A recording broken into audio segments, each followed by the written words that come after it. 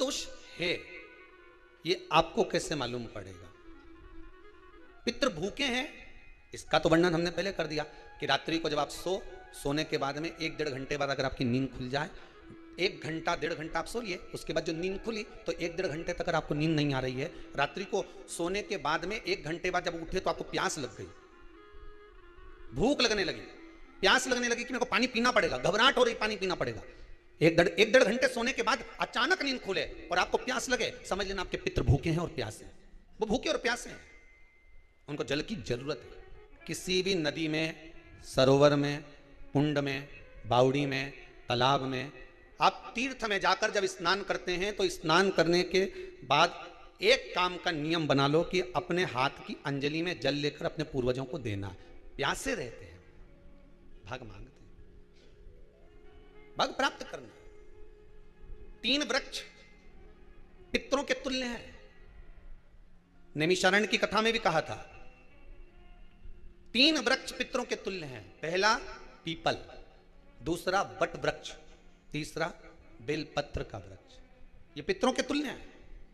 अगर आपको रात्रि में नींद नहीं आ रही है, ऐसा लगता है कि रात्रि को 1 घंटा 1.5 घंटा सोने के बाद कुछ गलत गलत विचार आने लगते हैं, नींद सुबह 3 बजे तक 4 बजे तक नहीं आती, 4 बजे के बाद फिर नींद आती है, तो एक प्रैक्टिकल जरूर कर देखना। एक प्रैक्टिकल करने में क्या जाता है, प्रयास करने में क्या कुछ जाता है क्या? प्रैक्टिकल कर देखना कि कहीं सियोर वाला महाराज झूठ तो नहीं बोल रहा, तो प्रैक्टिकल करने में कुछ नहीं जाए। 1 लोटा पानी लो, उसमें थोड़ा सा कच्चा दूध डाल लीजिए, श्राद्ध पक्ष चल रहा है, बेलपत्री का पेड़ या पीपल का पेड़ या बट का पेड़, इन पेड़ के नीचे ले जाकर उस दूध को दोपहर में सुबह 10 बजे से लेकर 12 बजे के बीच में ले जाकर चढ़ा दीजिए। रात्रि को फिर ना आपको प्यास लगेगी, ना भूख लगेगी, नींद एक बार लगी तो सुबह ही खुलेगी। प्रैक्टिकल करने में क्या जाता है? पानी डालने में तुम्हारा कुछ जाएगा?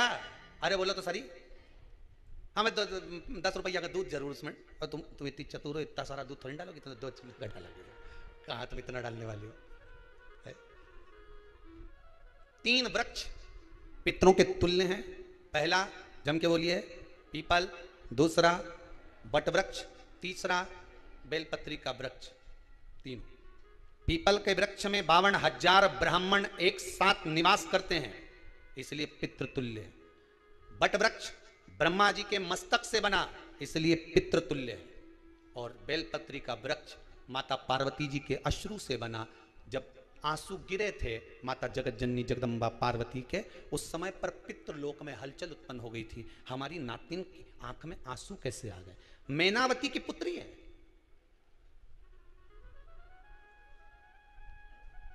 पितरों की नातिन, इसकी अश्रु कैसे गिर गए? पार्वती जी ने कहा ये आंसू नहीं, मेरा पुण्य भाग प्रकट करती हूं बेलपत्री के रूप में। तो पितरों ने वर दिया था कि ये बेलपत्री का वृक्ष हमारा आशीर्वाद है, इसके नीचे अगर कोई दीप लगाता है, शिव को स्पर्श कर चढ़ाता है, उसके पितरों की शांति होगी, हम स्वयं उसको आशीर्वाद देने के लिए पधारेंगे। बेलपत्र का वृक्ष। तो रात्रि को अगर भूख लग रही है, प्यास लग रही है, तो पितृदोष। दूसरा पितृदोष का लक्षण बताया, घर में कोई शुभ कार्य ना हो, वंश की वृद्धि ना हो, 1 रुपये कमाओ, 1.25 रुपये खर्च हो रहे हैं, पैसा 10 जगह से कमाई आ रही है पर घर में टिक नहीं पा रही है, आया गया, पितृदोष है। जरा सी कटोरी पड़ी है, उसके पीछे विवाद चालू हो जाए, पानी ढुल गया उसके पीछे विवाद हो जाए, या छोटी छोटी बात में घर में क्लेश मचा हुआ है, पितृदोष है। समझ लो हमारे पूर्वज हमसे खुश नहीं है, प्रसन्न नहीं। कोई कहता है गुरुजी श्राद्ध बड़े बेटे को करना चाहिए कि छोटे को करना चाहिए? शिव महापुराण की कथा कहती है, अगर जायदाद का पूरा हिस्सा बड़े ने लिया हो और तुमने अपनी माता का दूध ना पिया हो तो एक ही को कर लेने दो। अगर माता का दूध पिया है और अगर एक अंगूठी भी ली है, जरा सा एक कपड़ा भी अगर सास का लिया है, तो श्राद्ध तो तुझे करना ही पड़ेगा, करना ही पड़ेगा। अगर मायके में भाई, मायके में भाभी, मायके के लोग अगर आपके माँ बाप का श्राद्ध नहीं करते हैं, तो बेटी भी अपने माता पिता का श्राद्ध कर सकती है। उसने भी दूध पिया है अपने माता पिता का, पर वो श्राद्ध का भोजन कौन कराएगा? बेटी का पुत्र हो, बेटी की पुत्री हो, वो कराए, और नाम वो नाना नानी का ले ले, करे। अगर वो नहीं कर रहे हैं, वो नहीं संभालते, वो नहीं जानते, तो आप करो। तो करे। दो भाग होते हैं। जब एक रोटी गाय के मुख में दी जाती है, गाय के मुख में जब हम रोटी देते हैं, एक रोटी जब देते हैं, या तो गाय के मुख में 16 श्राद्ध में जब रोटी देते हैं तो रोटी को बीच में से तोड़कर, रोटी का जो भाग होता है उसको, मतलब ऊपर से फुलका का परत नहीं निकालना है, रोटी जो सीधी सीधी है ना, जैसे ये रोटी है तो इसको बीच में से तोड़ लिया, दो भाग विभाजित कर लिया, नीचे वाले भाग में भी थोड़ा सा गुड़ शक्कर रख लिया, ऊपर वाले भाग में भी गुड़ शक्कर रख लिया, एक के ऊपर एक रोटी को रख लिया, वो गाय को दी। तो अपन श्राद्ध पक्ष में 2 पूड़ी का प्रमाण है कि गाय को 2 रोटी दी जाती है, कुत्ता को 2 रोटी दी जाती है। 2 पूड़ी रख के देते हो, आप लोग तो देते होगे, 2 पूड़ी के ऊपर पूड़ी रखकर, थोड़ा सा मीठा रखकर, नमकीन रखकर, कुत्ते को भी देते, 2 पूड़ी तोड़कर काका को भी देते। 2 पूड़ी का प्रमाण कहां से आया? 2 भाग रोटी के टुकड़े का प्रमाण कहां से आया? श्राद्ध पक्ष में ही ऐसा क्यों किया जाता है? बाकी के समय पर तो कोई ऐसा 2 पूड़ी का प्रमाण ही नहीं, पर श्राद्ध पक्ष में ये क्यों कहा जाता है कि पूड़ी के ऊपर पूड़ी रख दे, उसमें मीठा रख दे, खीर शक्कर रख दे, गाय को दिया, कुत्ते को दिया, कागा को दिया, ऐसे क्यों कहा जाता है? उसका कारण क्या होता है?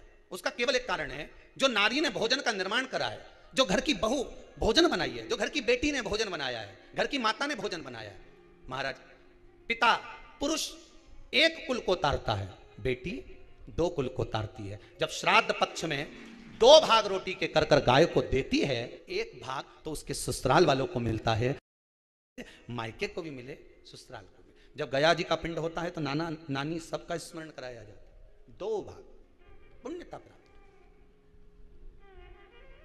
अब लोगों को मालूम तो है नहीं कि 2 पूड़ी क्यों रखते हैं, उसका कारण वर्णित है शास्त्रों, दोनों पक्ष तारने के, दोनों पक्ष का स्मरण कराने के। महाराज, बिंदु प्रेत योनि में पड़ा, चंचुला देवी उनके मोक्ष का प्रयोजन कर रही है, प्रयास कर।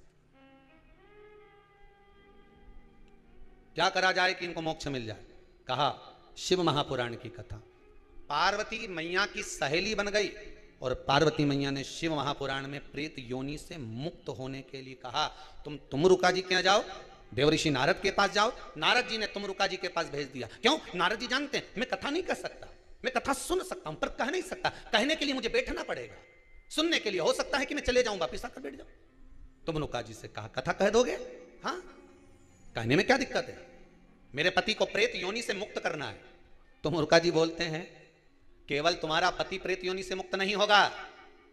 तुमरुका जी ने शिव महापुराण में कहा, सुनो चंचुला देवी, केवल एक व्यक्ति शिव पुराण से नहीं तरता, इस बिंदुक जैसे ना जाने कितने प्रेत इस वायुमंडल में घूम रहे होंगे, ना जाने कितने पितर, ना जाने कितने आहूत, ना जाने कितने वासुक इस वायुमंडल में घूम रहे होंगे। तुम्हारा पति तुमको दिखा नहीं, तुम्हारा बिंदुक तुम्हें कभी नजर आया नहीं, फिर कारण क्या था? बस मन में शांति नहीं है, घर में सारा सुख है पर हृदय में शांति नहीं, समझ लो पितृदोष है। क्या करा जाए फिर? क्या करोगे महाराज? हृदय शांति, हृदय शांति। केवल एक अकेला बिंदुक शिव महापुराण की कथा सुनकर नहीं तरेगा। तुमरुका जी कहते हैं जिस समय पर मैं शिव महापुराण की कथा कहूंगा, सुनो चंचुला देवी, इस संसार के इस भूमंडल पर मृत्यु लोक में जितने भी जीव इस संसार सागर में भटक रहे होंगे, शिव महापुराण की कथा सुनकर वो भी तर जाएंगे। ये अकेली बिंदुक को तारने वाली नहीं है, इस मृत्यु लोक में जो विराजमान। आज भी नियम है महाराज, श्राद्ध का भोजन टेबल पर नहीं कराया जाता, श्राद्ध का भोजन ब्राह्मण को कुर्सी पर बिठाकर नहीं कराया जाता, श्राद्ध का भोजन किसी जाता, श्राद्ध का भोजन आज भी प्रमाण है कि ब्राह्मण के लिए भूमि पर आसन लगना चाहिए और जमीन पर बैठकर कराना चाहिए। तब क्यों? क्योंकि इस भूमि पर बैठकर जब भोजन कराएंगे, इसी भूमि से ना जाने कितने पितर गए, कितने तर्पण हुए, कितनी तिलांजलि हुई, इसी भूमि से, इस रज से, इस कण से ना जाने कितने जीव चल गए। अब लकड़ी पर या टेबल पर या कुर्सी पर बैठकर ब्राह्मण को भोजन कराने का प्रमाण नहीं है।